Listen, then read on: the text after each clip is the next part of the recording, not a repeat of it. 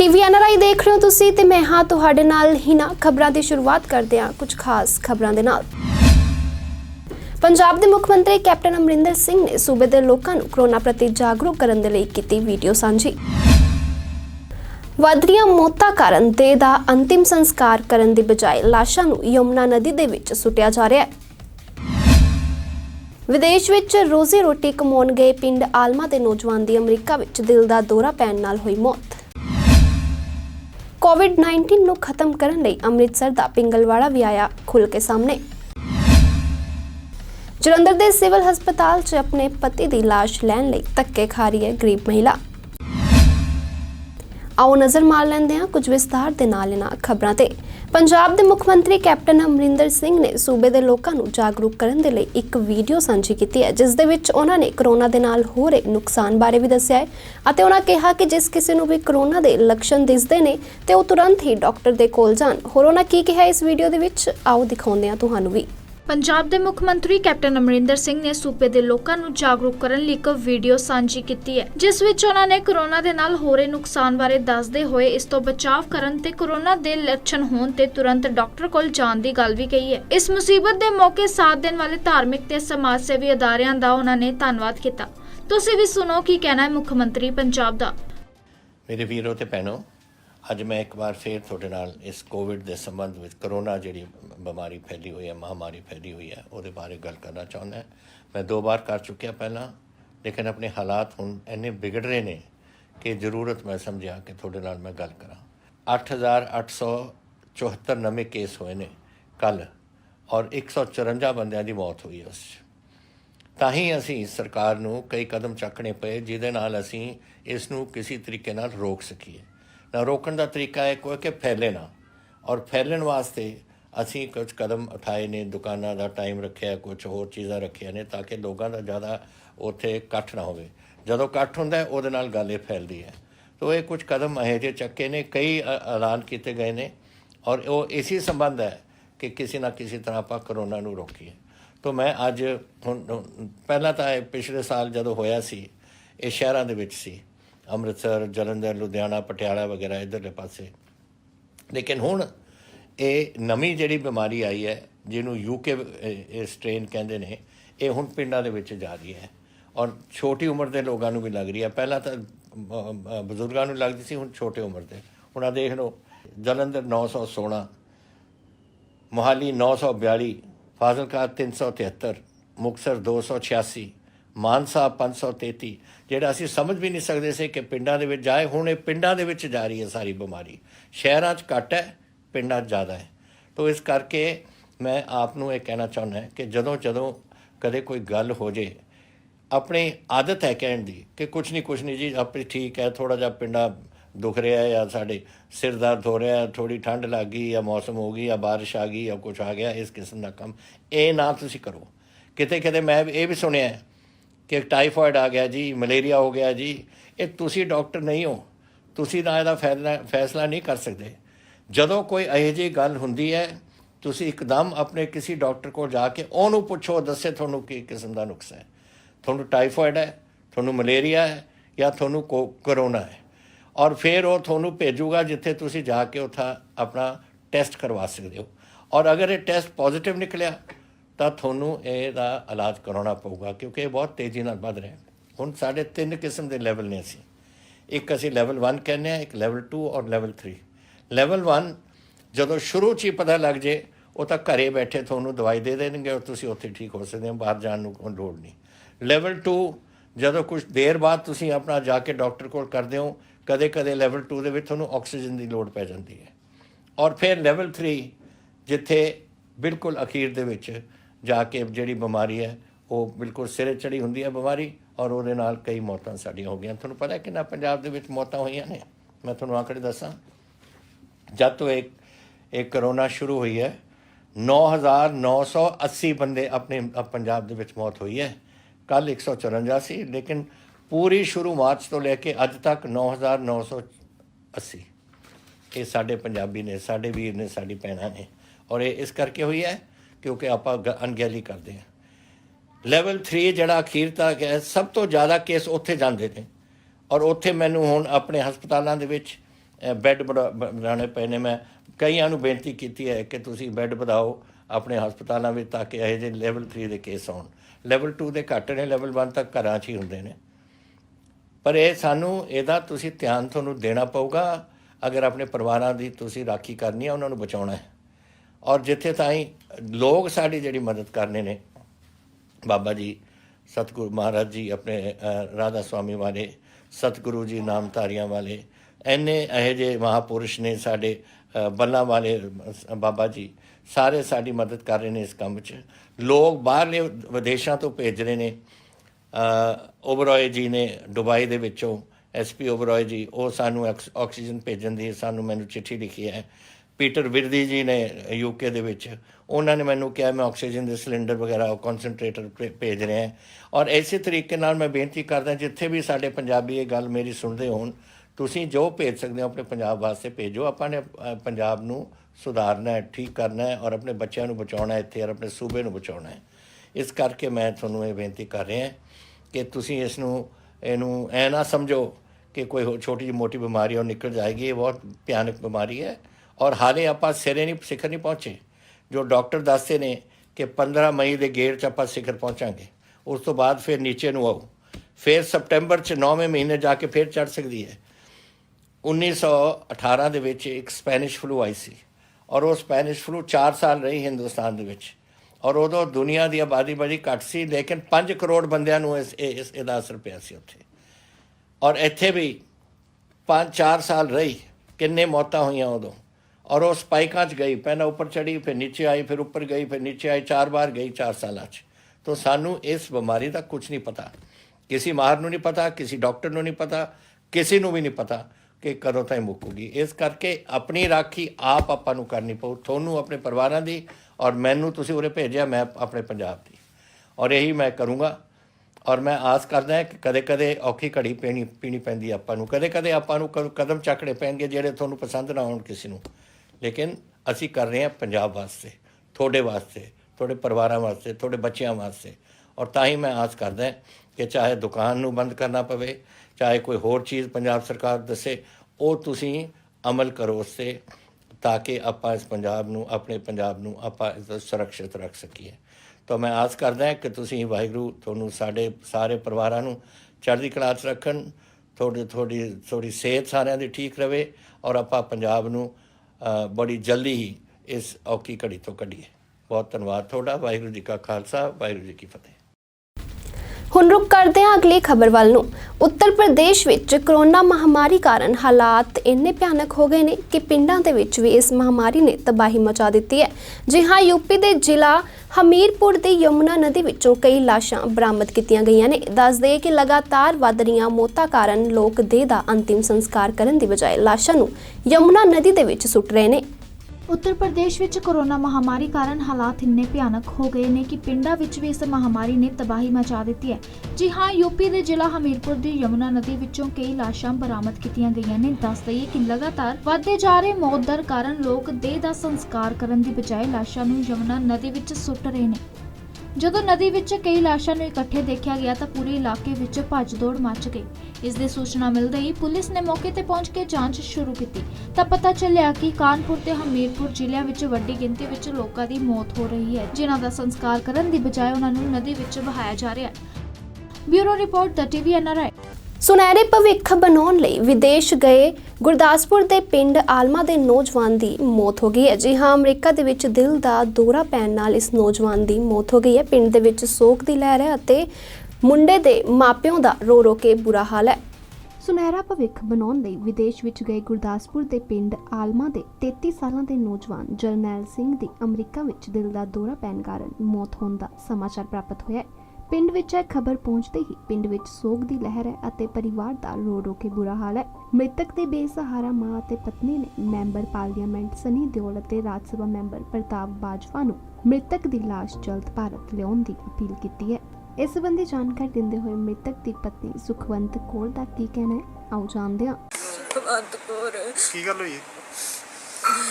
ਕਿੰਨੂੰ ਤੁਹਾਡੇ ਪਤੀ ਨੂੰ ਕੀ ਗੱਲ ਹੋਈ? ਅਟੈਕ ਹੋ ਗਿਆ ਉਹਨਾਂ ਨੂੰ। ਕਿੱਥੇ ਰਹਿੰਦੇ? ਅਮਰੀਕਾ 'ਚ। ਅਮਰੀਕਾ ਦੇ ਕਿਹੜੇ ਸ਼ਹਿਰ 'ਚ ਰਹਿੰਦੇ? ਕੈਲੀਫੋਰਨੀਆ 'ਚ ਤੁਹਾਨੂੰ ਫ੍ਰਿਜ ਨੂੰ ਕਦੋਂ ਪਤਾ ਲੱਗਾ ਤੁਹਾਨੂੰ ਉਹਨਾਂ ਦਾ? ਪਰਸੋਂ ਲੱਗਾ ਨੂੰ ਸ਼ਾਮੀ ਪਤਾ। ਫੋਨ ਆਇਆ ਕਿਸੇ ਦਾ? ਹਾਂਜੀ ਕੀ ਮੰਗਾ ਤੁਹਾਡੀ ਪ੍ਰਸ਼ਾਸਨ ਕੋਲ? ਇਹ ਹੈ ਕਿ ਛੇਤੀ ਛੇਤੀ ਕਰ ਲਿਆ ਦੋ ਉਹਨਾਂ ਨੂੰ। ਉੱਥੇ ਇਸ ਮੌਕੇ ਮ੍ਰਿਤਕ ਦੇ ਪਰਿਵਾਰਿਕ ਮੈਂਬਰਾਂ ਨੇ ਕੀ ਕਿਹਾ, ਇਹ ਵੀ ਜ਼ਰਾ ਸੁਣੋ। ਇਹ ਸਾਡੇ ਜੀ ਵੀਰ ਸਾਡਾ ਵੱਡਾ ਜਰਨੈਲ ਸਿੰਘ ਬਾਊ ਪਿੰਡ ਆਲਮਾ ਤੋਂ ਜ਼ਿਲ੍ਹਾ ਗੁਰਦਾਸਪੁਰ, ਜੋ ਕਿ ਸਾਡਾ ਵੀਰ 4.5 ਸਾਲ ਪਹਿਲਾਂ ਅਮਰੀਕਾ ਦੀ ਧਰਤੀ ਤੇ ਇੱਥੋਂ ਦੇ ਹਾਲਾਤ ਤੁਹਾਨੂੰ ਪਤਾ ਹੀ ਆ ਸਾਰਿਆਂ ਨੂੰ ਵੀਰ, ਕਿ ਜੋ ਸਾਡੀਆਂ ਸਰਕਾਰਾਂ ਦੇ ਹਾਲਾਤ ਨੇ, ਇੱਥੇ ਨਾ ਸਰਦਿਆਂ ਹੋਇਆਂ ਧੱਕੇ ਖਾ ਖਾ ਕੇ ਅਮਰੀਕਾ ਦੀ ਧਰਤੀ ਤੇ ਸਾਡਾ ਵੀਰ ਪਹੁੰਚਿਆ। ਉੱਥੇ ਜਾ ਕੇ ਬੜਾ ਸੋਹਣਾ ਕੰਮ ਵੀ ਲੱਗ ਗਿਆ, ਸਾਰਾ ਕੁਝ ਠੀਕ ਹੋ ਗਿਆ ਸੀ। ਪਰਿਵਾਰ ਤਾਂ ਮਤਲਬ ਕਿਸੇ ਗੱਲ ਦੀ ਕੋਈ ਘਾਟ ਨਹੀਂ ਸੀ ਰਹਿ ਗਈ। ਤੇ ਉਹ ਪਰਸੋਂ ਦੀ ਗੱਲ ਹੈ ਕਿ ਸਾਡੇ ਕੋਲ 12 ਵਜੇ 1 ਵਜੇ ਦੇ ਕਰੀਬ ਸਾਨੂੰ ਫੋਨ ਆਇਆ ਕਿ ਉਹਦੀ ਹਾਰਟ ਅਟੈਕ ਨਾਲ ਉੱਥੇ ਮੌਤ ਹੋ ਗਈ ਹੈ। ਇਹ ਸਾਨੂੰ ਦੇ ਭਾਜੀ ਕੋਈ ਇਹ ਤੋਂ ਵੱਡਾ ਦੁੱਖ ਕੋਈ ਨਹੀਂ, ਇਸ ਤੋਂ ਵੱਡਾ ਅਸੀਂ ਕੁਝ ਨਹੀਂ ਕਰ ਸਕਦੇ। ਇਸ ਵੇਲੇ ਜੋ ਪਰਿਵਾਰ ਦੇ ਹਾਲਾਤ ਨੇ, 8 ਮਈ ਨੂੰ ਉਹਨਾਂ ਦੇ ਫਾਦਰ ਸਾਹਿਬ ਦੀ ਡੈਥ ਹੋ ਗਈ ਪਹਿਲਾਂ ਪਿਛਲੇ ਸਾਲ, ਤੇ 5 ਮਈ ਨੂੰ ਉਹਨਾਂ ਦੀ ਡੈਥ ਦਾ ਸਾਨੂੰ ਸੁਨੇਹਾ ਮਿਲ ਗਿਆ। ਇਹ ਤੋਂ ਵੱਡਾ ਪਰਿਵਾਰ ਦੇ ਉੱਤੇ ਦੁੱਖ ਦਾ ਸਮਾਂ ਕੋਈ ਨਹੀਂ ਹੋ ਸਕਦਾ। ਸੋ ਬੇਨਤੀ ਆ ਪ੍ਰਸ਼ਾਸਨ ਅੱਗੇ, ਸਰਕਾਰਾਂ ਅੱਗੇ, ਸਾਡੇ ਐਮਪੀ ਨੇ ਸਨੀ ਦਿਓਲ ਜੀ, ਸਾਡੇ ਪ੍ਰਤਾਪ ਸਿੰਘ ਜੀ ਬਾਜਵਾ ਸੰਸਦ ਮੈਂਬਰ ਨੇ ਕਾਦੀਆਂ ਤੋਂ, ਅਸੀਂ ਉਹਨਾਂ ਦੇ ਹਲਕੇ ਦੇ ਵਸਨੀਕ ਹਾਂ। ਉਹਨਾਂ ਦੇ ਕਹੇ ਦੇ ਉੱਤੇ ਸਾਰਾ ਕੁਝ ਪਾਰਟੀਆਂ ਦੇ ਨਾਲ ਅਸੀਂ ਚੱਲਦੇ ਹਾਂ। ਸੋ ਬੇਨਤੀ ਹੈ ਬਾਜਵਾ ਸਾਹਿਬ ਨੂੰ, ਸਾਡੇ ਐਮਪੀ ਸਨੀ ਦਿਓਲ ਜੀ ਨੂੰ, ਸਨੀ ਦਿਓਲ ਨਾਲ ਅਸੀਂ ਰਾਬਤਾ ਕਾਇਮ ਉਹਨਾਂ ਦੇ ਪੀਏ ਨਾਲ ਕੀਤਾ। ਉਹਨਾਂ ਅੱਗੇ ਸਾਡੀ ਬੇਨਤੀ ਹੈ ਕਿ ਛੇਤੀ ਤੋਂ ਛੇਤੀ ਜੋ ਡੈੱਡ ਬੋਡੀ ਹੈ ਉਹ ਛੇਤੀ ਤੋਂ ਛੇਤੀ ਉਹਨਾਂ ਦੇ ਗ੍ਰਹਿ ਵਿਖੇ ਲਿਆਂਦੀ ਜਾਵੇ, ਤਾਂ ਜੋ ਪਰਿਵਾਰ ਦੇ ਇਸ ਵੇਲੇ ਉਹਨਾਂ ਦੇ ਮਾਤਾ ਜੀ ਦੇ ਕੋਈ ਹਾਲਤ ਨਹੀਂ। ਪਰ ਬੇਨਤੀ ਆ ਕਿ ਪਰਿਵਾਰ ਦੀ ਬਾਂਹ ਫੜੀ ਜਾਵੇ, ਤਾਂ ਜੋ ਜਿਹੜਾ ਵੀ ਸਹਿਯੋਗ ਸਰਕਾਰਾਂ ਕਰ ਸਕਦੀਆਂ, ਸਾਡੇ ਲੀਡਰ ਕਰ ਸਕਦੇ ਨੇ, ਉਹ ਕਰਨ। ਅਵਤਾਰ ਸਿੰਘ ਦੀ ਰਿਪੋਰਟ ਦੇ ਨਾਲ ਦੀ TVNRI। ਡਾਕਟਰ ਇੰਦਰਜੀਤ ਕੌਰ ਮੁੱਖ ਸੇਵਾਦਾਰ ਪਿੰਗਲਵਾੜਾ ਨੇ ਮੀਡੀਆ ਨੂੰ ਸੰਬੋਧਨ ਕਰਦੇ ਹੋਏ ਦੱਸਿਆ ਕਿ ਕਰੋਨਾ ਦੀ ਗੰਭੀਰ ਹਾਲਤ ਕਾਰਨ ਗਰੀਬ ਆਦਮੀ ਇਸ ਬਿਮਾਰੀ ਦੀ ਪੂਰੀ ਜਾਣਕਾਰੀ ਨਾ ਹੋਣ ਕਾਰਨ ਘਬਰਾ ਗਿਆ ਹੈ। ਲਗਾਤਾਰ ਆਕਸੀਜਨ ਦਾ ਲੈਵਲ ਡਿੱਗਣ ਕਾਰਨ ਉਹਨਾਂ ਨੂੰ ਸਾਹ ਲੈਣ ਦੇ ਵਿੱਚ ਵੀ ਦਿੱਕਤ ਆ ਰਹੀ ਹੈ। ਉਹਨਾਂ ਕਿਹਾ ਕਿ ਪਿੰਗਲਵਾੜੇ ਵੱਲੋਂ ਇਹ ਕੋਸ਼ਿਸ਼ ਕੀਤੀ ਜਾ ਰਹੀ ਹੈ ਕਿ ਬਿਮਾਰੀ ਦੇ ਸ਼ੁਰੂਆਤੀ ਦੌਰ ਦੇ ਵਿੱਚ ਹੀ ਬਿਮਾਰਾਂ ਨੂੰ ਦਵਾਈਆਂ ਅਤੇ ਆਕਸੀਜਨ ਲਗਾ ਕੇ ਉਹਨਾਂ ਨੂੰ ਸਟੇਬਲ ਕਰਕੇ ਘਰ ਅੰਦਰ ਰਹਿ ਕੇ ਠੀਕ ਹੋਣ ਬਾਰੇ ਜਾਗਰੂਕ ਕੀਤਾ ਜਾਵੇਗਾ। ਜਿਹੜੇ ਮੀਡੀਅਮ ਸਿੰਪਟਮ ਵਾਲੇ ਤੇ ਤੀਜੇ ਜਿਹੜੇ ਉਹ ਗੰਭੀਰ ਹੁੰਦੇ ਹੈਗੇ ਨੇ, ਤਾਂ ਲੈਵਲ 1 ਦੇ ਵਿੱਚ ਜਿਹੜੀ ਹੈਗੀ ਹੈ ਉਹਨੂੰ ਪਤਾ ਕਰਕੇ ਉਹਨੂੰ ਦਵਾਈ ਦੇ ਕੇ ਘਰੇ ਭੇਜਿਆ ਜਾ ਸਕਦਾ ਹੈਗਾ, ਸਮਝਾਇਆ ਜਾ ਸਕਦਾ ਹੈ। ਅੰਮ੍ਰਿਤਸਰ ਪਿੰਗਲਵਾੜਾ ਦੇ ਭਾਈ ਪਿਆਰਾ ਸਿੰਘ ਵਾਰਡ ਵਿਖੇ ਇੱਕ ਕਰੋਨਾ ਵਾਰਡ ਦਾ ਉਦਘਾਟਨ ਕੀਤਾ ਗਿਆ। ਡਾਕਟਰ ਇੰਦਰਜੀਤ ਕੌਰ ਮੁੱਖ ਸੇਵਾਦਾਰ ਪਿੰਗਲਵਾੜਾ ਨੇ ਮੀਡੀਆ ਨੂੰ ਸੰਬੋਧਨ ਕਰਦੇ ਹੋਏ ਦੱਸਿਆ ਕਿ ਕਰੋਨਾ ਦੀ ਗੰਭੀਰ ਹਾਲਤ ਕਾਰਨ ਗਰੀਬ ਆਦਮੀ ਇਸ ਬਿਮਾਰੀ ਦੀ ਪੂਰੀ ਜਾਣਕਾਰੀ ਨਾ ਹੋਣ ਕਾਰਨ ਘਬਰਾ ਗਿਆ ਹੈ। ਲਗਾਤਾਰ ਆਕਸੀਜਨ ਦਾ ਲੈਵਲ ਡਿੱਗਣ ਕਾਰਨ ਉਹਨਾਂ ਦਾ ਸਾਹ ਲੈਣਾ ਵੀ ਮੁਸ਼ਕਿਲ ਹੋ ਜਾਂਦਾ ਹੈ। ਵੱਡੇ ਹਸਪਤਾਲਾਂ ਜਾਂ ਸਰਕਾਰੀ ਹਸਪਤਾਲਾਂ ਵਿੱਚ ਪੂਰੀ ਤਰ੍ਹਾਂ ਆਕਸੀਜਨ ਅਤੇ ਦਵਾਈਆਂ ਦਾ ਪੂਰਾ ਪ੍ਰਬੰਧ ਹੀ ਨਹੀਂ ਹੈ ਅਤੇ ਪਿੰਗਲਵਾੜੇ ਦੇ ਵੱਲੋਂ ਹੁਣ ਇਹ ਕੋਸ਼ਿਸ਼ ਕੀਤੀ ਜਾ ਰਹੀ ਹੈ ਕਿ ਬਿਮਾਰੀ ਦੀ ਸ਼ੁਰੂਆਤੀ ਦੌਰ ਵਿੱਚ ਹੀ ਬਿਮਾਰਾਂ ਨੂੰ ਦਵਾਈਆਂ ਅਤੇ ਆਕਸੀਜਨ ਲਗਾ ਕੇ ਉਹਨਾਂ ਨੂੰ ਸਟੇਬਲ ਕਰਕੇ ਘਰ ਅੰਦਰ ਰਹਿ ਕੇ ਠੀਕ ਹੋਣ ਬਾਰੇ ਜਾਗਰੂਕ ਕੀਤਾ ਜਾਵੇ। ਆਓ ਜਾਣਦੇ ਇਸ ਬਾਰੇ ਜਾਣਕਾਰੀ ਦਿੰਦਿਆਂ ਮੁੱਖ ਸੇਵਾਦਾਰ ਡਾਕਟਰ ਇੰਦਰਜੀਤ ਕੌਰ ਦਾ ਕੀ ਕਹਿਣਾ ਹੈ। ਉਹਨਾਂ ਨੇ ਪਰਸੋਂ ਰਾਤ ਨੂੰ ਸਾਡੇ ਕੋਲ ਮਸ਼ੀਨਾਂ ਭੇਜੀਆਂ ਆਕਸੀਜਨ ਕੰਸੈਂਟਰੇਸ਼ਨ ਦੀਆਂ। ਉਸ ਤੋਂ ਬਾਅਦ ਫਿਰ ਸਾਡਾ ਦਿਮਾਗ ਐਕਟੀਵੇਟ ਹੋ ਗਿਆ ਵੀ ਅਸੀਂ ਇਹ ਹੈਲਪ ਕਰ ਸਕਦੇ ਹਾਂ। ਆਪਣੇ ਸਟਾਫ ਦੇ ਨਾਲ ਸਾਰਿਆਂ ਨਾਲ ਡਿਸਕਸ਼ਨਸ ਕੀਤੀ ਵੀ ਕੌਣ ਮਦਦ ਕਰੇਗਾ, ਤੇ ਸਾਡੇ ਨਾਲ ਡਾਕਟਰਸ ਜਿਹੜੇ ਨੇ ਪਿੰਗਲਵਾੜਾ ਸੰਸਥਾ ਨਾਲ ਜੁੜੇ ਹੋਏ ਨੇ। ਡਾਕਟਰ ਸ਼ਿਆਮ ਸੁੰਦਰ ਦੀਪਤੀ ਹੈ, ਡਾਕਟਰ ਜਗਤੇਜ ਸਿੰਘ ਹੈ, ਡਾਕਟਰ ਤੇਜਪਾਲ ਸਿੰਘ ਹੈ, ਇਹ ਸਾਰੇ ਅੱਜ ਹਾਜ਼ਰ ਨੇ। ਔਰ ਡਾਕਟਰ ਕਰਨਜੀਤ ਸਿੰਘ ਵੀ ਪੀਡੀਆਟ੍ਰੀਸ਼ੀਅਨ ਨੇ, ਉਹ ਵੀ ਸਾਡੇ ਨਾਲ ਜੁੜੇ ਹੋਏ ਨੇ। ਉਹ ਅੱਜ ਆ ਨਹੀਂ ਸਕੇ ਪਰ ਉਹ ਵੀ ਸਾਡੀ ਮਦਦ ਕਰਨਗੇ। ਤੇ ਸਾਰੇ ਬਹੁਤ ਸਾਰੇ ਡਾਕਟਰ ਵੀ ਮਦਦ ਕਰਨ ਵਾਸਤੇ ਤਿਆਰ ਨੇ। ਤੇ ਜਿਹੜਾ ਸਾਡਾ ਆਪਣਾ ਸਟਾਫ ਹੈ ਉਹ ਵੀ ਤਿਆਰ ਹੈ। ਪਰ ਅਸੀਂ ਫਿਰ ਵੀ ਜੇ MBBS ਸਟੂਡੈਂਟ ਵੋਲੰਟੀਅਰ ਜਾਂ ਜਿਹੜੇ MBBS ਕਰ ਚੁੱਕੇ ਆ, ਇਸ ਵੇਲੇ ਵਿਹਲੇ ਆ, ਕੋਈ ਕੰਮ ਨਹੀਂ ਕਰ ਰਹੇ, ਜੇ ਉਹ ਵੋਲੰਟੀਅਰ ਕਰਨਾ ਚਾਹੁੰਦੇ ਹੋਣ ਤਾਂ ਆ ਕੇ ਪਿੰਗਲਵਾੜਾ ਸੰਸਥਾ ਵਿੱਚ ਸੇਵਾ ਕਰ ਸਕਦੇ ਇਹਨਾਂ ਮਰੀਜ਼ਾਂ ਦੀ। ਕਿੰਨੇ ਬੈੱਡ ਦੀ ਵਿਵਸਥਾ ਕੀਤੀ ਗਈ ਹੈ? 18 ਬੈੱਡ ਦੀ। ਤੇ ਕੀ ਫੈਸਿਲਿਟੀ ਦਿੱਤੀ ਹੈ? ਫ੍ਰੀ ਆਫ ਕਾਸਟ ਹੈ ਸਾਰਾ ਜੀ? ਸਾਰਾ ਕੁਝ ਫ੍ਰੀ ਕਾਸਟ, ਮੈਡੀਸਨ ਵੀ ਫ੍ਰੀ ਆਫ ਕਾਸਟ ਹੈ, ਆਕਸੀਜਨ ਵੀ ਦਿੱਤੀ ਹੈ, ਨਰਸਿੰਗ ਜਿਹੜੀ ਕੇਅਰ ਹੈ ਉਹ ਵੀ ਫ੍ਰੀ ਹੈ, ਸਾਰਾ ਕੁਝ। ਉੱਥੇ ਇਸ ਬਾਰੇ ਡਾਕਟਰ ਸ਼ਾਮ ਸੁੰਦਰ ਦੀਪਤੀ ਦਾ ਕੀ ਕਹਿਣਾ ਹੈ, ਇਹ ਵੀ ਸੁਣੋ। ਹਾਂਜੀ, ਮੈਂ ਡਾਕਟਰ ਸ਼ਿਆਮ ਸੁੰਦਰ ਦੀਪਤੀ। ਇਹ ਜਿਹੜਾ ਅੱਜ ਪਿੰਗਲਵਾੜਾ ਚੈਰੀਟੇਬਲ ਸੁਸਾਇਟੀ ਵੱਲੋਂ ਇਹ ਜਿਹੜਾ ਵਾਰਡ ਸ਼ੁਰੂ ਕੀਤਾ ਗਿਆ ਹੈਗਾ, ਇਹ ਵਾਰਡ ਜਿਹੜਾ ਹੈਗਾ ਇਹ ਕੋਵਿਡ ਦੇ ਲੈਵਲ 1 ਤੇ ਲੈਵਲ 2 ਮਰੀਜ਼ਾਂ ਦੇ ਵਾਸਤੇ ਸ਼ੁਰੂ ਕੀਤਾ ਗਿਆ ਹੈਗਾ। ਆਪਾਂ ਦੇਖ ਰਹੇ ਕਿ ਜਿਹੜੀ ਇਹ ਮਹਾਮਾਰੀ ਹੈਗੀ ਹੈ, ਇਹਦੇ ਵਿੱਚ 3 ਪੜਾਅ ਹੁੰਦੇ ਆ। ਇੱਕ ਪੜਾਅ ਜਿਹੜਾ ਹੈਗਾ ਉਹ ਮਾਮੂਲੀ ਮਰੀਜ਼ਾਂ ਦੇ ਵਾਸਤੇ ਹੁੰਦੇ ਨੇ, ਦੂਜੇ 'ਚ ਉਹ ਮੱਧਮ ਮਤਲਬ ਹੁੰਦੇ ਨੇ ਜਿਹੜੇ ਮੀਡੀਅਮ ਸਿੰਪਟਮ ਵਾਲੇ, ਤੇ ਤੀਜੇ ਜਿਹੜੇ ਹੁੰਦੇ ਉਹ ਗੰਭੀਰ ਹੁੰਦੇ ਹੈਗੇ ਨੇ। ਤਾਂ ਲੈਵਲ 1 ਦੇ ਵਿੱਚ ਜਿਹੜੀ ਹੈਗੀ ਹੈ ਉਹਨੂੰ ਪਤਾ ਕਰਕੇ ਉਹਨੂੰ ਦਵਾਈ ਦੇ ਕੇ ਘਰੇ ਭੇਜਿਆ ਜਾ ਸਕਦਾ ਹੈਗਾ, ਸਮਝਾਇਆ ਜਾ ਸਕਦਾ ਹੈ, ਉੱਥੇ ਇਹ ਆਰਾਮ ਨਾਲ ਰਹਿ ਸਕਦਾ ਹੈਗਾ। ਦੂਜਾ ਜੇ ਖਾਂਸੀ ਹੈਗੀ ਹੈ, ਬੁਖਾਰ ਹੈਗੀ ਤੇ ਬੁਖਾਰ ਉਤਰ ਨਹੀਂ ਰਿਹਾ ਹੈਗਾ ਤੇ ਉਹ ਥੋੜੀ ਜਿਹੀ ਆਕਸੀਜਨ ਘਟਣ ਦੀ ਜਿਹੜੀ ਹੈਗੀ ਹੈ ਉਹ ਸਟਾਰਟ ਹੋ ਜਾਂਦੀ ਹੈ, ਤਾਂ ਉਹਨਾਂ ਨੂੰ ਇੱਥੇ ਮਤਲਬ ਕਿ ਰੱਖਿਆ ਜਾਊਗਾ। ਉਹਨਾਂ ਨੂੰ ਇੱਥੇ ਆਕਸੀਜਨ ਵੀ ਲਗਾਈ ਜਾਊਗੀ, ਦਵਾਈਆਂ ਵੀ ਦਿੱਤੀਆਂ ਜਾਣਗੀਆਂ, ਉਹਨਾਂ ਦੀ ਸੰਭਾਲ ਵਾਸਤੇ ਇੱਥੇ ਡਾਕਟਰ ਵੀ ਹੈਗੇ ਆ, ਇੱਥੇ ਸਟਾਫ ਨਰਸਿਸ ਵੀ ਹੈਗੀਆਂ ਨੇ ਤੇ ਉਹਨਾਂ ਨੂੰ ਇੱਥੇ ਰੱਖਿਆ ਜਾਊਗਾ। ਜੇ ਕਿਸੇ ਵਕਤ ਉਹਨਾਂ ਦੀ 90 ਤੋਂ ਘੱਟ ਹੋਣੀ ਸ਼ੁਰੂ ਹੋਊਗੀ, 88 ਤੱਕ ਪਹੁੰਚੂਗੀ, ਫਿਰ ਉਹਨੂੰ ਲੈਵਲ 3 ਦਾ ਬਣਨ ਦੀ ਕੋਸ਼ਿਸ਼ ਹੋਊਗੀ, ਤਾਂ ਫਿਰ ਉਹਨੂੰ ਕਿਸੇ ਵੱਡੇ ਸੈਂਟਰ ਦੇ ਵਿੱਚ ਜਿੱਥੇ ਲੈਵਲ 3 ਦੀਆਂ ਫੈਸਿਲਿਟੀਜ਼ ਹੋਣਗੀਆਂ ਉੱਥੇ ਮਤਲਬ ਕਿ ਉਹਨਾਂ ਨੂੰ ਭੇਜਣ ਦਾ ਇੰਤਜ਼ਾਮ ਕੀਤਾ ਜਾਊਗਾ। ਮਰੀਜ਼ ਇੱਥੇ ਆਉਣ ਵਾਸਤੇ, ਇੱਥੋਂ ਦੀ ਸ਼ਿਫਟ ਕਰਨ ਵਾਸਤੇ ਐਂਬੂਲੈਂਸ ਵੀ ਦਾ ਵੀ ਇੰਤਜ਼ਾਮ ਹੈਗਾ। ਕੋਈ ਵੀ ਮਰੀਜ਼ ਜਿਹਨੂੰ ਪਤਾ ਲੱਗਦਾ ਹੈਗਾ ਕਿ ਇੱਥੇ ਵਾਰਡ ਸ਼ੁਰੂ ਹੋਇਆ ਹੈਗਾ ਤੇ ਉਹਨੂੰ ਲੋੜ ਹੈਗੀ ਆ, ਉਹ ਫੋਨ ਕਰੇਗਾ ਤਾਂ ਉਹਨੂੰ ਐਂਬੂਲੈਂਸ ਲੈ ਕੇ ਵੀ ਆਏਗੀ, ਛੱਡ ਕੇ ਵੀ ਆਏਗੀ, ਉਹ ਫ੍ਰੀ ਆਫ ਕਾਸਟ ਹੋਏਗੀ। ਇਹ ਸਾਰੇ ਕੰਮਾਂ ਦੇ ਵਾਸਤੇ ਇਹ ਪਿੰਗਲਵਾੜਾ ਸੁਸਾਇਟੀ ਨੇ ਸ਼ੁਰੂ ਕੀਤਾ ਹੋਇਆ ਹੈ। ਅੰਮ੍ਰਿਤਸਰ ਤੋਂ ਮੁਕੇਸ਼ ਮਹਿਰਾ ਦੀ ਰਿਪੋਰਟ ਦੇ ਨਾਲ ਦੀ TVN ਰਾਏ। ਗੱਲ ਕਰਦੇ ਹਾਂ ਜਲੰਧਰ ਦੀ, ਤਾਂ ਜਲੰਧਰ ਦੇ ਸਿਵਲ ਹਸਪਤਾਲ ਦੇ ਵਿੱਚ ਇੱਕ ਗਰੀਬ ਮਹਿਲਾ ਆਪਣੇ ਪਤੀ ਦੀ ਲਾਸ਼ ਲੈਣ ਦੇ ਲਈ ਧੱਕੇ ਖਾ ਰਹੀ ਹੈ। ਜੀ ਹਾਂ, ਲਗਾਤਾਰ 3 ਦਿਨ ਤੋਂ ਜਲੰਧਰ ਦੇ ਸਿਵਲ ਹਸਪਤਾਲ ਦੇ ਚੱਕਰ ਕੱਟ ਰਹੀ ਹੈ, ਪਰ ਸਿਵਲ ਹਸਪਤਾਲ ਵਾਲੇ ਇਸ ਮਹਿਲਾ ਨੂੰ ਇਸ ਦੇ ਪਤੀ ਦੀ ਲਾਸ਼ ਨਹੀਂ ਦੇ ਰਹੇ। ਕੀ ਹੈ ਪੂਰਾ ਮਾਮਲਾ, ਆਓ ਜਾਣਦੇ ਹਾਂ। ਤੇ ਗਲੀ ਮਹੱਲੇ ਵਾਲੇ ਨੇ ਕਿਸੇ ਨੇ ਹੱਥ ਲਾਉਣ ਦੀ ਬਜਾਏ ਕਿਸੇ ਨੇ ਫੋਨ ਕਰਾਉਣ ਦੀ ਆਪਣਾ ਦਰਵਾਜ਼ਾ ਵੀ ਨਹੀਂ ਕਿਸੇ ਨੇ ਖੋਲਿਆ, ਤੇ ਬਾਹਰ ਦੇ ਕਿਸੇ ਤੀਸਰੇ ਬਈਏ ਤੋਂ ਮੈਂ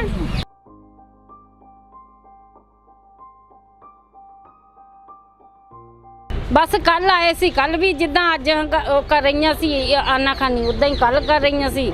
ਅੱਜ ਵੀ ਮੈਂ ਸਲਿੱਪ ਲੈਣ ਗਈ, ਮੈਂ ਕਿਹਾ ਡੈਥ ਸਰਟੀਫਿਕੇਟ ਕਿੱਦਾਂ ਲੈਣਾ, ਸਲਿੱਪ ਦੇ ਦਿਓ। ਸਲਿੱਪ ਤਾਂ ਦਿੰਦੀਆਂ ਹੀ ਨਹੀਂ ਪਈਆਂ, ਪਤਾ ਨਹੀਂ ਕੀ ਗੱਲ ਹੈ, ਸਲਿੱਪ ਤੋਂ ਬਿਨਾਂ ਮੈਂ ਡੈਥ ਸਰਟੀਫਿਕੇਟ ਕਿੱਦਾਂ ਲੈਣਾ।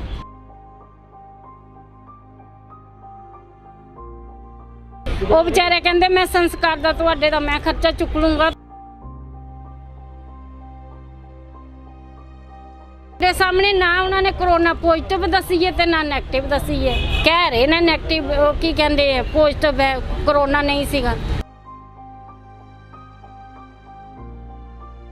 ਆਪਣੇ ਪਤੀ ਦੀ ਲਾਸ਼ ਦੇ ਲਈ ਧੱਕੇ ਖਾ ਰਹੀ ਇਹ ਗਰੀਬ ਮਹਿਲਾ ਸਿਵਲ ਹਸਪਤਾਲ ਦੇ ਕਈ ਦਫ਼ਤਰਾਂ ਦੇ ਚੱਕਰ ਕੱਟ ਰਹੀ ਹੈ। ਇਹ ਮਹਿਲਾ ਜੀ ਹਾਂ, ਮਾਨਵਤਾ ਨੂੰ ਸ਼ਰਮਸਾਰ ਕਰ ਦੇਣ ਵਾਲਾ ਇਹ ਮਾਮਲਾ ਸਾਹਮਣੇ ਆਇਆ ਹੈ। ਜਲੰਧਰ ਤੋਂ ਹੁਸ਼ਿਆਰਪੁਰ ਅੱਡਾ ਚੌਂਕ ਤੇ ਰਹਿਣ ਵਾਲੀ ਸੁਮਨ ਨਾਮਕ ਮਹਿਲਾ ਪਿਛਲੇ 3 ਦਿਨਾਂ ਤੋਂ ਸਿਵਲ ਹਸਪਤਾਲ ਦੇ ਚੱਕਰ ਕੱਟ ਰਹੀ ਹੈ, ਕਿਉਂਕਿ ਸਿਵਲ ਹਸਪਤਾਲ ਵਾਲੇ ਉਸ ਨੂੰ ਉਸਦੇ ਪਤੀ ਦੀ ਲਾਸ਼ ਨਹੀਂ ਦੇ ਰਹੇ।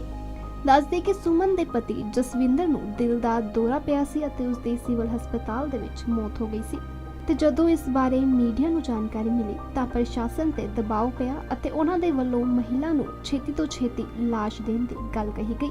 ਆਓ ਜਾਣਦੇ ਹਾਂ ਇਸ ਬਾਰੇ ਜਾਣਕਾਰੀ ਦਿੰਦਿਆਂ ਪੀੜਤ ਮਹਿਲਾ ਦਾ ਕੀ ਕਹਿਣਾ ਹੈ। ਸੁਮਨ, ਤੁਹਾਡੇ ਹਸਬੰਡ ਨੂੰ ਕੀ ਹੋਇਆ ਸੀ ਤੇ ਕੀ ਨਾਮ ਉਹਨਾਂ ਦਾ?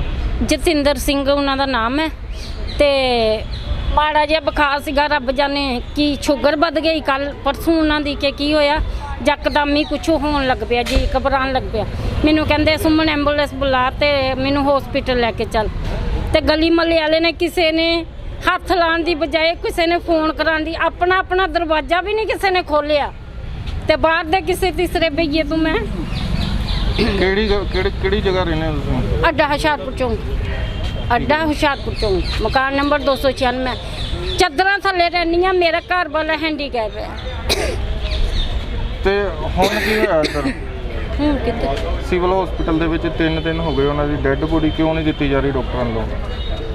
ਬਸ ਕੱਲ ਆਏ ਸੀ, ਕੱਲ ਵੀ ਜਿੱਦਾਂ ਅੱਜ ਕਰ ਰਹੀਆਂ ਸੀ ਆਨਾ ਖਾਨੀ ਉਦਾਂ ਹੀ ਕੱਲ ਕਰ ਰਹੀਆਂ ਸੀ। ਅੱਜ ਵੀ ਮੈਂ ਸਲਿੱਪ ਲੈਣ ਗਈ, ਮੈਂ ਕਿਹਾ ਡੈਥ ਸਰਟੀਫਿਕੇਟ ਕਿੱਦਾਂ ਲੈਣਾ, ਸਲਿੱਪ ਦੇ ਦਿਓ। ਸਲਿੱਪ ਤਾਂ ਦਿੰਦੀਆਂ ਹੀ ਨਹੀਂ ਪਈਆਂ, ਪਤਾ ਨਹੀਂ ਕੀ ਗੱਲ ਹੈ, ਸਲਿੱਪ ਤੋਂ ਬਿਨਾਂ ਮੈਂ ਡੈਥ ਸਰਟੀਫਿਕੇਟ ਕਿੱਦਾਂ ਲੈਣਾ। ਤੇ ਕੋਈ ਅੰਦਰ ਤੁਹਾਡਾ ਝਗੜਾ ਵੀ ਹੋਇਆ, ਹੱਥੋਂ-ਪਾਈ ਵੀ ਹੋਈ ਸੀ ਡਾਕਟਰਾਂ ਨਾਲ? ਉਹ ਕੁੜੀ ਦੀ ਹੋਈ ਸੀ, ਮੇਰੀ ਨਹੀਂ ਹੋਈ ਸੀ, ਕੁੜੀ ਦੀ ਹੋਈ ਸੀ। ਤੁਹਾਡੀ ਬੇਟੀ ਦੀ? ਹਾਂਜੀ, ਉਹ 26 ਸਾਲ ਦੀ। ਉਹ ਕਹਿੰਦੀ ਮੇਰੇ ਡੈਡੀ ਜੀਂਦੇ ਹੈਗੇ ਨੇ, ਇਹਨਾਂ ਨੇ ਜਾਣ ਕੇ ਪਾਸੇ ਰੱਖਤਾ ਮਰਨ ਨੂੰ। ਤੇ ਨਰਸਾਂ ਤੋਂ ਤੁਹਾਡੀ ਕੁੜੀ ਨੂੰ ਕੁੱਟਿਆ ਗਿਆ? ਹਾਂ, ਨਰਸਾਂ ਵੱਲੋਂ ਤੇ ਦੋਨਾਂ ਦੀ ਆਪੋ ਵਿੱਚੇ ਹੋਈ, ਕੁੜੀ ਦੀ ਵੀ ਤੇ ਨਾ। ਤੇ ਅੱਜ ਤੁਹਾਨੂੰ ਡੈੱਡ ਬੋਡੀ ਦੇਣ ਦੇ ਲਈ ਕੀ ਉਹਨਾਂ ਨੇ ਕਿਹਾ? ਮੈਂ ਅੱਜ ਅੰਦਰ ਗਈ ਨਹੀਂ। ਕੱਲ ਦਾ ਮੇਰਾ ਝਗੜਾ ਕੁੜੀ ਨਾਲ ਝਗੜਾ ਹੋਇਆ ਪਿਆ ਸੀ ਉਹਨਾਂ ਦਾ। ਅੱਜ ਮੈਂ ਅੰਦਰ ਗਈ ਨਹੀਂ, ਮੈਂ ਅੱਜ ਸਿੱਧੀ ਹੀ ਇੱਧਰ ਆਈ ਹਾਂ। ਇੱਧਰ ਕੋਈ ਭਾਈ ਸੀਗਾ, ਉਹਨਾਂ ਨੂੰ ਪੁੱਛਿਆ ਤੇ ਉਹ ਕਹਿੰਦੇ ਜੀ ਤੁਸੀਂ ਉੱਧਰ ਜਾਓ, ਉੱਧਰੋਂ ਕਿੱਟਾਂ ਲੈ ਕੇ ਆਓ। ਇੱਧਰ ਕਿੱਟਾਂ ਲੈਣ ਖੜੀ ਸੀ, ਸਾਰੇ ਜਣੇ ਕਾਫੀ ਭੀੜ ਸੀਗੀ ਕਿੱਟਾਂ ਲੈਣ ਵਾਲੀ। ਤੇ ਮੈਂ ਕਿਸੇ ਨੂੰ ਦੱਸਿਆ ਕਿ ਇਦਾਂ ਗੱਲ ਹੈ। ਭਾਜੀ ਸੀਗੇ ਕੋਈ ਐਨਕਾਂ ਵਾਲੇ, ਮੈਨੂੰ ਨਹੀਂ ਪਤਾ, ਘਾਹ ਮੰਡੀ ਵਾਲੇ ਪਾਸੇ ਦੇ ਕੋਈ ਪ੍ਰਧਾਨ ਖਰਾ ਕੀ ਸੀਗੇ। ਉਹ ਵਿਚਾਰੇ ਕਹਿੰਦੇ ਮੈਂ ਸੰਸਕਾਰ ਦਾ ਤੁਹਾਡੇ ਦਾ ਮੈਂ ਖਰਚਾ ਚੁੱਕ ਲੂੰਗਾ, ਤੁਸੀਂ ਬੀਬੀ ਐਂਬੂਲੈਂਸ ਦਾ ਤੇ ਕਰ ਲਓ ਖਰਚਾ, ਲਾਸ਼ ਲਿਜਾਂਦਾ। ਮੈਂ ਕਿਹਾ ਭਰਾ ਮੇਰੇ ਕੋਲ ਲਾਸ਼ ਤਾਈਂ ਵੀ ਹੈ ਨਹੀਂ ਗੇ ਪੈਸੇ। ਤੇ ਫਿਰ ਉਹਨਾਂ ਨੇ ਪਤਾ ਨਹੀਂ ਕਿਸੇ ਹੋਰ ਕੋਈ ਗਰੀਬ ਬੰਦਾ ਤੀਸਰਾ ਕੋਈ ਬੰਦਾ ਐਨਕ ਵਾਲਾ ਸੀਗਾ ਕੋਈ, ਉਹ 1000 ਰੁਪਇਆ ਦੇ ਗਿਆ ਐਂਬੂਲੈਂਸ ਦਾ ਕਿਰਾਇਆ ਹੁਣ। ਤੇ ਉਹ ਜਿਨ੍ਹਾਂ ਨੇ ਤੁਹਾਨੂੰ ਸੱਦਿਆ ਆ ਫੋਨ ਕਰਕੇ, ਉਹ ਪਤਾ ਨਹੀਂ ਐਨਕਾਂ ਵਾਲਾ, ਉਹ ਪਤਾ ਨਹੀਂ ਹੁਣ ਕਿੱਧਰ ਗਿਆ ਕਿੱਧਰ ਨਹੀਂ। ਉਹ ਕਹਿੰਦਾ ਸੀ ਮੇਰੇ ਸ਼ਮਸ਼ਾਨ ਘਾਟ ਦਾ ਮੈਂ ਪ੍ਰਧਾਨ ਆ ਤੇ ਉੱਧਰ ਆ ਜਾਈਓ ਲਾਸ਼ ਲੈ ਕੇ, ਮੈਂ ਉੱਥੇ ਸੰਸਕਾਰ ਕਰਾਵਾਂ। ਹੁਣ ਤੁਸੀਂ ਦੱਸੋ ਮੈਂ ਕਿੱਧਰ ਲੈ ਜਾਵਾਂਗੀ? ਉੱਥੇ ਲੈ ਜਾਵਾਂ ਭਾਈ ਕੋਲ ਕਿ ਤੁਸੀਂ ਕਿਤੇ ਨੇੜੇ ਕਰਾਣਾ ਮੇਰਾ? ਉਹ ਚੀਜ਼ ਅਸੀਂ ਅਰੇਂਜਮੈਂਟ ਕਰਾ ਦਿੰਦੇ। ਤੇ ਡਾਕਟਰ ਵੱਲੋਂ ਤੁਹਾਨੂੰ ਰਿਪੋਰਟ ਉਹਨਾਂ ਦੀ ਕਰੋਨਾ ਪੋਜ਼ਿਟਿਵ ਦੱਸੀ ਗਈ ਕਿ ਨੈਗੇਟਿਵ? ਤੁਹਾਡੇ ਸਾਹਮਣੇ ਨਾ ਉਹਨਾਂ ਨੇ ਕਰੋਨਾ ਪੋਜ਼ਿਟਿਵ ਦੱਸੀ ਹੈ ਤੇ ਨਾ ਨੈਗੇਟਿਵ ਦੱਸੀ ਹੈ। ਕਹਿ ਰਹੇ ਨੇ ਨੈਗੇਟਿਵ, ਉਹ ਕੀ ਕਹਿੰਦੇ ਪੋਜ਼ਿਟਿਵ ਹੈ, ਕਰੋਨਾ ਨਹੀਂ ਸੀਗਾ, ਕਰੋਨਾ ਨਹੀਂ ਸੀਗਾ। ਕਿੰਨੇ ਦਿਨ ਹੋ ਗਏ ਤੁਸੀਂ ਕੋਈ ਰਿਪੋਰਟ ਦਿੱਤੀ ਤੁਹਾਨੂੰ? ਕੁਛ ਵੀ ਇੱਕ ਪਰਚੀ ਵੀ ਨਹੀਂ ਦਿੱਤੀ ਉਹਨਾਂ ਨੇ, ਨਾ ਕੋਈ ਟੈਸਟ ਕੀਤਾ ਨਾ ਕੁਛ ਕੀਤਾ। ਹੁਣ ਤੁਸੀਂ ਤੁਹਾਨੂੰ ਡੈੱਡ ਬੋਡੀ ਮਿਲ ਰਹੀ ਹੈ? ਹਾਂਜੀ ਮਿਲ ਰਹੀ ਹੈ, ਹੁਣ ਚੱਲੇ ਆ ਡੈੱਡ ਬੋਡੀ ਲੈਣ। ਉੱਥੇ ਹੀ ਸਿਵਲ ਸਰਜਨ ਬਲਵੰਤ ਸਿੰਘ ਦਾ ਇਸ ਬਾਰੇ ਕੀ ਕਹਿਣਾ ਹੈ, ਇਹ ਵੀ ਜ਼ਰਾ ਸੁਣੋ।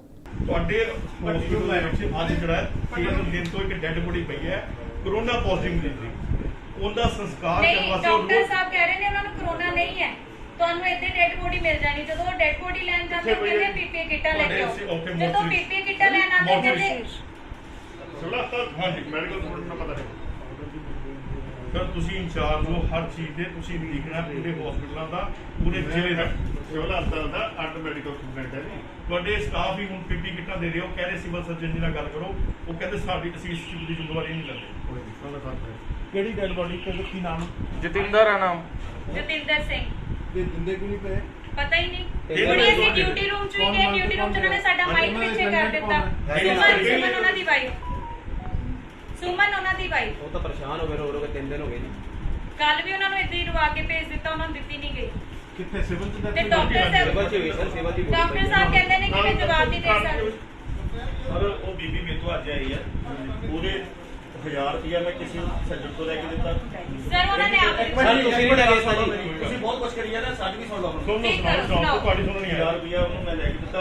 ਉੱਥੇ ਕੋਈ ਆਏ ਸੀਗੇ ਕਹਿੰਦੇ ਮੈਂ ਇਹਨਾਂ ਨੂੰ ਬੰਦ ਕਰਨਾ। ਪਹਿਲਾਂ ਉਹਦਾ ਸੰਸਕਾਰ ਦਾ ਸੀਗਾ, ਇੱਕ ਆਏ ਸੀ ਉਹ ਚਲੇ ਗਏ ਲੈ ਕੇ, ਉਹ ਕਹਿੰਦੇ ਮੈਂ ਕਰਾ ਦੇਣਾ। ਇਹ ਕਹਿੰਦੇ ਮੇਰੇ ਤੋਂ ਪੈਸੇ ਮਤਲਬ ਕਿਰਾਇਆ ਵੀ ਲੈ ਕੇ ਦਿੱਤਾ। ਫਿਰ ਤੋਂ ਅੱਜ ਆਈ ਹੈ ਤੇ ਅੱਜ ਉਸੇ ਵੇਲੇ ਅਸੀਂ ਕਰਨਾ ਪਿਆ।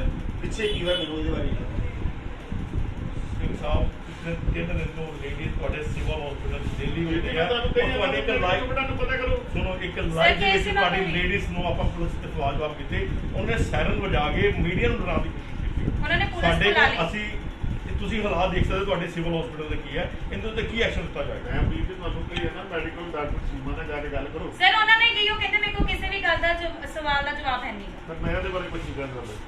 ਤੁਸੀਂ ਦੇਖ ਸਕਦੇ ਹੋ ਕਿ ਆਪਣੀ ਸੋ ਇਹ ਤਾਂ ਸਨ ਅੱਜ ਦੀਆਂ ਕੁਝ ਖਾਸ ਖਬਰਾਂ। ਅਜਿਹੀਆਂ ਹੀ ਖਬਰਾਂ ਦੇ ਲਈ ਜੁੜੇ ਰਹੋ ਕੈਨੇਡੀਅਨ ਮੀਡੀਆ ਦੀ TV NRI ਦੇ ਨਾਲ।